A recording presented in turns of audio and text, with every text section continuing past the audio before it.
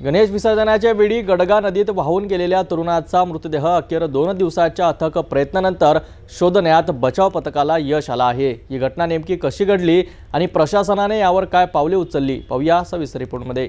गडगा नदी जिथे गणपती बाप्पाच्या विसर्जनाचा उत्साह असतो, पण यावेळी याच नदीत एक दुर्दैवी घटना घडली। 30 वर्षीय अनिल गणेश माकोडे हा तरुण गणपती विसर्जनासाठी नदीकाठी गेला होता। अचानक पाण्याचा प्रवाह वाढला आणि अनिल त्यात वाहून गेला। गावकऱ्यांनी तात्काळ शोध मोहीम सुरू केली। ही माहिती मिळताच पोलीस आणि प्रशासकीय अधिकारी घटनास्थळी दाखल झाले। कुसुमकोट बुद्रुक येथील गावकरी अनिल सुखरूप परत यावा यासाठी प्रार्थना करत होते। जिल्हा शोध व बचाव पथक, आपत्ती मित्र आणि स्थानिक तरुणांनी मिळून शोध कार्य सुरू केलं। 2 दिवसांच्या अथक प्रयत्नांनंतर अखेर बचाव पथकाला यश आलं।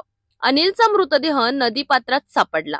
देवानंद भुजाडे, विशाल निमकर, अर्जुन सुंदरडे, महेश मांदाडे, दीपक चिल्लोरकर, सुरेश पालवे, नागेश बेठेकर आणि साजन तारेकर या टीमने हे शोध कार्य यशस्वी केलं।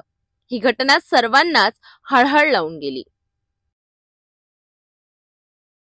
दुर्दैवी घटना आपल्याला एक गोष्ट शिकवते की कोणत्याही धार्मिक विधी असो, आपण निसर्गाच्या नियमाचे पालन केले पाहिजे आणि सुरक्षिततेची पूर्ण काळजी घेतली पाहिजे। प्रशासनाने केलेल्या या प्रयत्नाचे कौतुक करायलाच हवं। या घटनेने गणेशोत्सवावर एक दुःखद सावट आला आहे।